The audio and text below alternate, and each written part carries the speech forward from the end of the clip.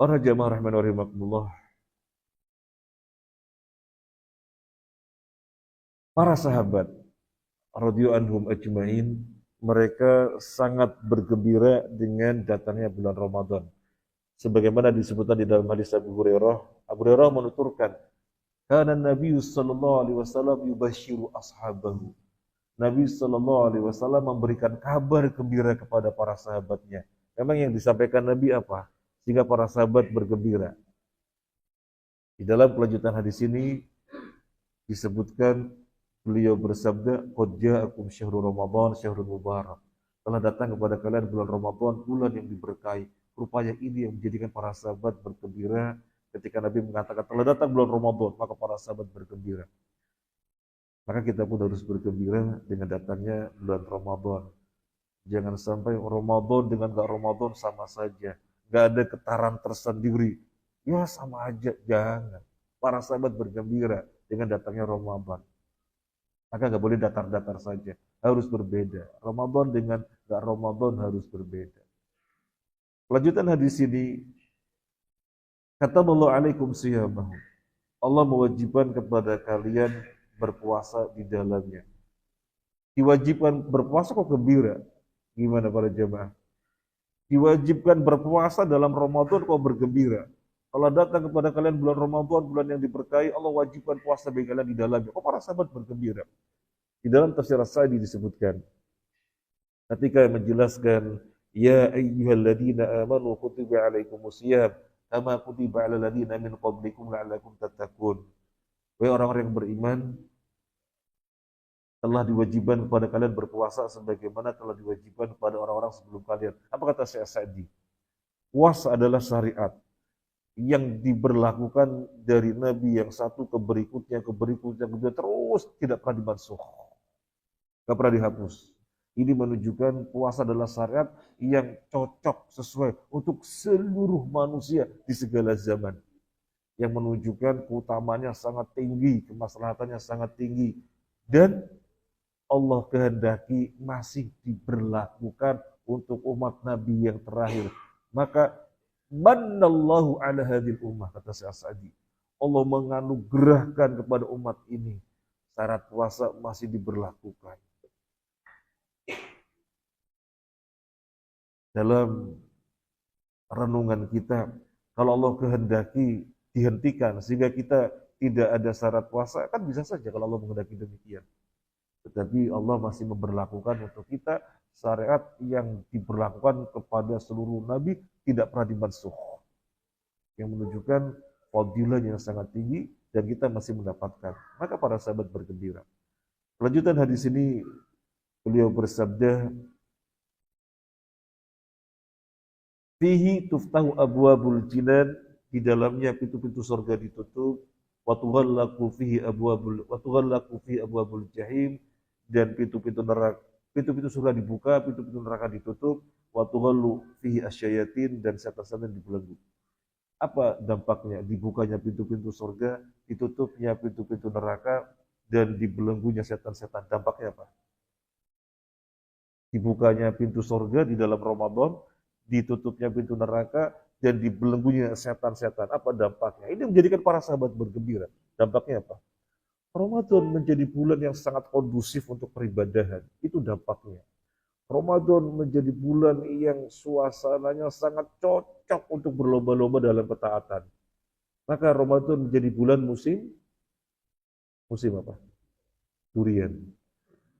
Musim ibadah, ya. Ramadan menjadi bulan yang untuk musim ibadah. Kalau grafik ibadah kita di luar Ramadan tinggi, alhamdulillah, dalam Ramadan harus lebih tinggi lagi. Kalau kecepatan kita dalam peribadahan di luar Ramadan kencang, dalam Ramadan harus lebih kencang lagi. Karena bulan musim ibadah, dampak dari dibukanya pintu surga, ditutupnya pintu neraka, dan dibelenggunya setan. Lanjutan hadis ini Nabi bersabda, "Fihi lailatul khairu min alfi syahr." Di dalamnya ada satu malam yang lebih baik daripada 1000 bulan. Kita beribadah di malam yang merupakan Lailatul Qadar, maka nilai ibadah kita lebih baik daripada ibadah 1000 bulan. 1000 bulan itu sama dengan 83 tahun kurang lebihnya. Ya kita beribadah apa yang kita bisa. Di saat Lailatul Qadar turun, maka ibadah kita lebih baik daripada 1000 bulan. kan jauh melampaui umur kita. Kita umurnya tidak ada 83 tahun misalnya. Kalau iya sampai 83 tahun apa untuk ibadah terus? Nah, kemudian tahun ini dapatin Lailatul Qadar. Tahun sebelumnya dapatin, tahun sebelumnya dapatin, tahun sebelumnya dapatin. Dan akan datang dapatin. Dapatin terus. Katakanlah 40 kali Ramadan dapatin. Maka 83 tahun kali 40. Kita beribadah jauh melampaui umur kita. Nilai ibadah kita jauh melampaui umur kita. Dan memang kan ini Allah spesialkan untuk umat Nabi yang terakhir, yang umatnya pendek-pendek. Yang umatnya pendek-pendek, di mana orang-orang terdahulu umurnya panjang-panjang. Ada seseorang dari Bani Israel yang mereka siangnya jihad, malamnya qiyamul lail. Siangnya jihad, malamnya qiyamul lail. Umat Nabi yang terakhir ini mana kuat seperti itu. Maka secara fisik tidak sekuat mereka, secara umur tidak sepanjang mereka, tetapi Allah kasih suatu fadilah yang akhirnya tidak kalah dari mereka. Itulah Lailatul Qadar. Maka kelanjutan hadis ini dalam hadis Abu Hurairah, Nabi bersabda, "Man hurima khairaha faqad hurima." Barang siapa yang terhalang dari kebaikan-kebaikan Ramadan ini, sungguh sangat rugi sekali. Ramadan bulan spesial dan terhalang dari kebaikan-kebaikan Ramadan, maka sangat rugi sekali. Para jamaah rahimakumullah, amalan apa saja yang mesti kita perhatikan dalam Ramadan? Jawabannya nggak ada batasan. Amalan apapun nggak ada batasan. Tetapi ada 5 amalan prioritas. Ada 5 amalan prioritas yang sejak sekarang kita siapkan diri kita untuk tidak kelewatan. Yang pertama tentunya puasa.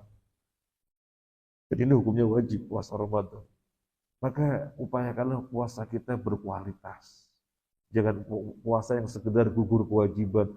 Oh, alhamdulillah selesai hari pertama. Oh, alhamdulillah selesai hari kedua. Berarti 28 lagi selesai. Oh, selesai hari ketiga dan seterusnya. Sekedar gugur kewajiban jangan. Tapi puasa yang berkualitas. Puasa yang berkualitas itu bagaimana? Puasa berkualitas itu tidak rofah, tidak jahal. Idza shom ahadukum fala yarfath wala yajhal, atau kama qala Nabi. Kalau seorang kalian di antara kalian berpuasa, maka jangan rofah, jangan jahal. Rofah itu berbicara hal-hal yang memancing birahi. Jahal itu berbuat perkara-perkara kemungkaran. Perkara kemungkaran apapun. Jadi pandangan mata dijaga, telinga dijaga, tidak dengerin musik dan yang lainnya, riba, keputusan-keputusan, tindakan, semuanya harus dijaga, biar jangan sampai berbuat jahil, kebodohan. Sampai Nabi ngajari biar tidak jatuh ke dalam jahil. Apa kata Nabi? Idim ru'un syatamahu aqwatalahu falyaqul inni shaim. Atau kata Nabi, kalau ada orang ngajak berantem, berselisih, bilang ke dia, ngapunten, saya lagi puasa, udah ditinggal. Nabi ngajari begitu, biar tidak terjatuh ke dalam jahil, kebodohan. Ini puasa berkualitas. Jangan sampai tidak berkualitas, nanti sekedar sah saja gugur wajiban, gak dapat pahala, di mana Nabi bersabda, "Man lam yada' qawla zur wal amal bihi, falaysa lillahi hajatun fi ayyada ta'amahu wa syarabahu." Barang siapa yang tidak meninggalkan ucapan keji, perbuatan kotor, maka Allah tidak punya kepentingan dari puasanya yang meninggalkan makan, meninggalkan minum. Tidak makan, lapar, tidak minum, haus. Tapi Allah tidak punya kepentingan. Artinya sekedar sah saja kalau memang sah. Sekedar sah saja, nggak ada pahala. Sayang sekali. Sayang sekali. Saya mau cerita, dulu-dulu, zaman belum ada TV. Zaman belum ada TV itu ada sebuah desa yang pak kiainya ngajak, selama Ramadan matikan TV. Maka selama Ramadan satu kampung itu nggak ada TV. Karena pakainya memandang TV itu bagus, tetapi suka-suka muncul yang nggak bagus. Khawatirnya nanti berbuat jahil, berbuat rofas, maka matikan selama sebulan penuh, TV mati. Pengen puasanya berkualitas. Nah sekarang kita misalnya nggak ada TV atau nggak punya TV, tapi punya HP. Ya. Apa nggak HP-an? Nggak mungkin. Nah, HP itu kan bagus untuk komunikasi dan yang lain, tapi suka-suka muncul yang nggak jelas gitu ya. Suka-suka muncul yang nggak jelas. Masa nggak HP-an? Hah? Ya, ya pastikan untuk komunikasi begitu. Kalau takut buka apa muncul-muncul yang nggak jelas ya jangan. Biar nggak rafat, biar nggak jahil. Yang kedua, amalan prioritas adalah mulai tahajud atau populernya di Ramadan namanya taraweh. Memang apa bedanya? Mulai dalam Ramadan dengan di luar Ramadan bedanya apa? Bedanya sisi jamaah. Di luar Ramadan nggak boleh berjamaah.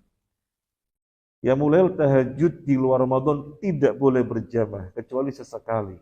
Nabi pernah sholat tahajud berjamaah dengan Hudzaifah bin Al-Yaman, dengan Ibnu Abbas, dengan Anas bin Malik, dari Ibnu Mas'ud. Itu sesekali. Nggak boleh terus-menerus. Yang terus-menerus dan bahkan diperintahkan itu dalam Ramadan. Dan fadilahnya sangat tinggi. Man qoma ma'al imam hatta yansarifa kutiba lahu qiyamul lailatin.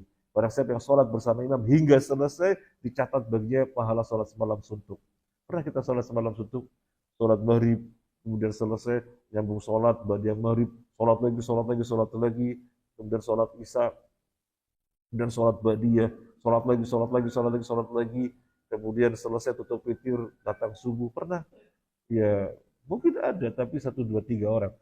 Secara umum ya berat, tetapi fadilahnya bisa didapatkan. Bagaimana caranya? Jangan selesai kecuali bersama imam tarawihnya. Imam 8 rakaat tambah 3 witir, ikut. Imam 20 rakaat ditambah 3 witir, ikut. Jadi jangan menyudahi kecuali bareng dengan imam. Biar mendapatkan fadilah sholat semalam suntuk. Kemudian perlu kita sampaikan sekarang, di sini kan nanti 10 terakhir biasanya kita mengadakan 2 kali sholat. Ya, kita mengadakan 2 kali sholat 10 terakhir. Sholat yang sore yang pada isya langsung dengan yang malam. Pak Ketua, kita sampaikan untuk 10 terakhir yang di sorenya nggak usah ada witir, imamnya dipesan. Yang 10 terakhir sorenya, yang sore pada isya langsung nggak usah ada witir. Karena kita mau nyambung di malamnya. Dan makmum tidak dikatakan menyudahi sebelum imam. Karena imamnya tidak witir, ya kita tidak witir. Nah, nanti kalau yang karena ini yang lebih kita pahami dari penjelasan Syekh Utsaimin. Jadi sholat kan nggak ada batasan rokaat, nggak ada batasan rokaat. Nah, terus waktunya kan sampai datangnya subuh. Nah, kita mau sholat sorenya dan ada istirahat panjang dan mau nyambung lagi begitu, maka biar satu rangkaian nyambung. Ya. Sehingga witirnya biar di akhir saja, itu 10 yang terakhir. Kemudian yang tidak mau nyambung malam ya, yang mau selesai sudah di sore hari ya biar witir sendiri. Ya Pak Ketua. Jadi jangan selesai kecuali bersama imam. Kita pernah sampai ke mengganti gitu ya. Biasanya kan kita sholat 8 rakaat ditambah 3 witir. Waktu itu kita posisi di mengganti. Mau ngejar ke sini ya nggak mungkin, mengganti ke sini nggak mungkin. Ya sudah, kita singgah di masjid yang kita dapat. Sholat tarawih panjang, itu baru kita dapati panjang. Rukunya lama, termasuk sujudnya dapat 2 rakaat. Saya memperkirakan, nah ini mungkin 8 rakaat tambah 3 witir. Ternyata 20 rakaat dengan 3 witir. Itu kita baru dapati di Surabaya atau Gresik ya, itu aja. Jadi imamnya 2 bergantian. Jadi rakaat pertama imam A, rakaat kedua, sholat yang kedua imam B, terus bergantian sampai 20 rakaat. Dan dua-duanya hafidhul Quran. Itu dimenganti. Waktu itu ya akhirnya tengah 10 baru selesai. Ya kita singgah maunya biar gak ketinggalan tarawih lama sekali. Nah karena memang perintah Nabi jangan selesai hingga selesai bersama imam, biar mendapat pahala sholat semalam suntuk. Amalan prioritas yang ketiga adalah sedekah. Bulan Ramadan identik dengan sedekah. Nabi SAW sebagaimana Ibnu Abbas menuturkan, kan ajwadun nas, wa kan ajwadu ma yakunu fi Ramadan. Nabi adalah orang yang paling dermawan dan beliau lebih dermawan lagi di bulan Ramadan. Sudah paling dermawan, beliau lebih dermawan lagi di bulan Ramadan. Nabi kalau mau mengambil kekayaan sangat gampang sekali. Karena dari ghanimah Allah putuskan 1/5-nya untuk Nabi. Kemudian 4/5-nya untuk para sahabat. Tetapi Nabi hanya mengambil seperlunya untuk diri dan keluarganya, dan bahkan di dalam uh, pengapungan Bani Nadir di mana mereka berkhianat. Kemudian mereka dikepung langsung menyerah begitu saja dan meninggalkan daerahnya sehingga kekayaannya, tanah dan yang lainnya diambil oleh kaum muslimin tanpa peperangan sedikit pun, maka Allah tetapkan ini diserahkan kepada Nabi sepenuhnya. Nabi hanya mengambil apa? Nabi hanya mengambil yang mencukupi keluarganya untuk 1 tahun. Apa yang mencukupi yang bisa disimpan 1 tahun? Ya kurma dan gandum kurang lebihnya. Itu saja. Padahal Allah sudah tetapkan nggak dibagi kepada yang lainnya, tapi diserahkan kepada Nabi sepenuhnya. Nabi hanya ngambil yang bisa disimpan 1 tahun. Selebihnya untuk apa? Selebihnya untuk membeli kuda dan persenjataan perang, sehingga kaum muslimin memiliki kuda dan persenjataan perang.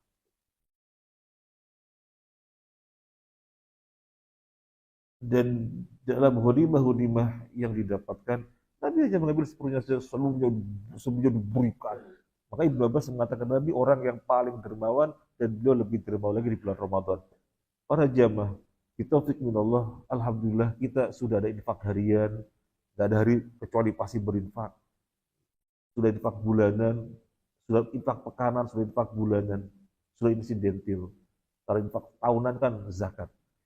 Alhamdulillah, taufik minallah. Nggak ada hari pasti berinfak. Kemudian pekanan, mungkin hari Jumat pasti berinfak. Bulanan, mungkin kepada lembaga apa bulanan, alhamdulillah. Dan insidentil, ada 4 macam infak. Alhamdulillah kita lakukan. Berarti sudah hebat. Alhamdulillah, bulan Ramadan harus lebih hebat lagi. Bulan Ramadan harus lebih hebat lagi. Kalau misalnya setiap hari kita 10.000, bulan Ramadan tingkatkan. Karena jangan sampai sama Ramadan dengan nggak Ramadan. Amalan prioritas yang keempat apa? Membaca Al-Quran. Bulan Ramadan identik dengan syahrul Quran. Syahrul Ramadan alladzi unzila fihi Al-Quran. Bulan Ramadan adalah bulan diturunkannya Al-Quran. Nabi SAW dalam bulan Ramadan didatangi malaikat Jibril untuk disimak bacaan Al-Qurannya setiap malam. Setiap malam. Karena bulan Ramadan adalah bulan Al-Quran. Maka kita lihat para pendahulu kita mencontohkan di dalam masalah Al-Quran sangat luar biasa sekali. Mereka fokus dengan Al-Quran. Kita bacakan. Misalnya Imam Al-Bukhari. Imam Al-Bukhari setiap siang di bulan Ramadan hatam. Di malamnya setiap 3 malam. Setiap harinya di siang hari hatam. Untuk malamnya setiap 3 malam hatam. Itu Imam Bukhari. Dan Sa'id bin Jubair. Sa'id bin Jubair ini seorang tabi'in. Dia hatam setiap 2 malam. Kemudian yang berikutnya Al-Walid bin Abdul Malik. Dia khalifah yang ke-6 dari Bani Umayyah. Dia di setiap hari-harinya 3 hari hatam, 3 hari hatam, 3 hari hatam. Begitu Ramadan, 1 bulan Ramadan hatam 17 kali. Kalau setiap harinya 3 hari hatam, 3 hari hatam, 3 hari hatam. Itu setiap harinya.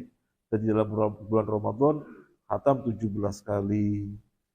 Kemudian yang berikutnya Imam Qatadah, beliau seorang tabi'in. Di dalam hari-hari biasanya setiap 7 hari hatam. Di dalam hari-hari biasanya setiap hari 7 hatam. Begitu masuk Ramadan setiap 3 hari hatamnya. Kemudian yang berikutnya Imam Syafi'i, hatam setiap hari 2 kali. Kita mau hatam berapa kali?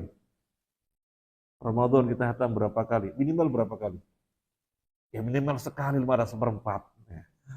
Ya, minimal sekali. Dan untuk menghatamkan sekali itu gampang. 1 juz itu ada 20 halaman. Salat 5 waktu sehari semalam. 20 dibagi 5 waktu kan setiap waktunya 4 halaman. Habis zuhur 4 halaman, habis asar 4 halaman, habis maghrib 4 halaman. 5 waktu selesai 1 juz. Kalau misalnya habis subuh langsung kegiatan, misalnya goes pada subuh gitu ya. Nah, kan menjadi nggak baca, jadi rapel nanti pada zuhurnya 8 halaman begitu. Selesai dengan target satu kali hatam itu gampang. Kemudian jangan kita beralasan saya kan masih belum lancar, jadi saya fokus sama tahsin dulu, ya. Saya fokus sama tahsin dulu, nggak khatam Quran. Jangan sampai alasan belum lancar kemudian nggak khatam. Soalnya lagi tahsin, jangan. Ya tahsin tetap tahsin dan gradul misalnya masih gradul upayakan untuk sampai khatam. Amalan prioritas yang terakhir yang kelima apa? Qiyamul lail, i'tikaf. Karena setiap hari kita itikaf, nggak ada batasan. Itikaf nggak ada batasan. Ini bisa itikaf apa tidak Bapak Ibu? Seperti bisa itikaf apa enggak? Kalau Bapak Ibu niat itikaf, ya itikaf. Jadi habis subuh, bahkan sebelum subuh masuk masjid, niat itikaf, ya itikaf. Itikaf itu kan intinya berdiam diri di masjid, berdiam diri di masjid, nggak ada durasi berapa lama, nggak ada tentuan, putus dari urusan dulu itu itikaf. Putus dari urusan dunia, berdiam diri di masjid untuk baca Quran, untuk zikir, untuk sholat, untuk halaqah ilmu, itu demi etikaf. Jadi Bapak ini berapa kebaikan di masjid?